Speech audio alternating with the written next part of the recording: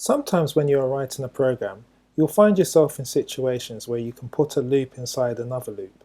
This is called a nested loop. If you're unable to spot in advance where to use a nested loop, simply write your program out the way you would normally write it and then look to spot patterns afterwards. So for now, let's just try and solve this the normal way. So we can see a simple pattern, which is walk, pick up, walk, pick up, pick up. So we'll start off with that. Walk, pick up, and we do that 1, 2, 3 times. And then once we get to there, we walk forward and we get to the end of the row. So let's try that. Okay, from here we need to turn left, and then we can do walk, pick up, walk, pick up, walk, pick up again. So walk, pick up 3 times. So walk, pick up 3 times. And then to get to the finish tile, there we can just walk once.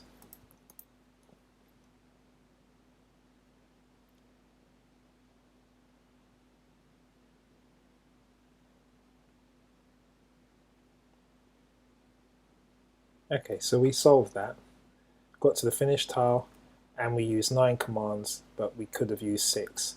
So let's have a look at the program to see how we can improve it. So press reset. If you look at the program, you'll see that this bit here is definitely repeated. So we've got this loop we're doing twice. We've also got a walk afterwards. So you see we've got a walk afterwards. In fact, the only difference between this first bit and this second bit is that on this first bit we've got the turn left, which if we added the turn left would make us turn left on the finish tile, which let's try that out and see.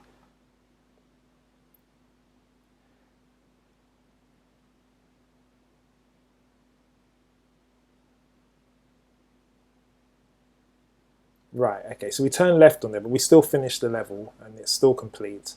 And we've actually used one more command doing that, but let's have a look at the program again. So now if we look at the program, we can see that we're actually doing exactly the same thing twice now.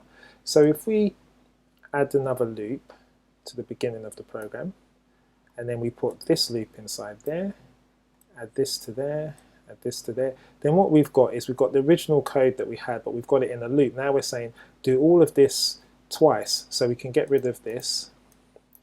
So now what you see here is we've got an outer loop here and we've got an inner loop. So we've got this walk, pick up 3 times, and then once we've done that we walk forward and we turn left, then we do it all again. And if we run this, this should hopefully get us to the finish tile, and we should be using far fewer commands than 10.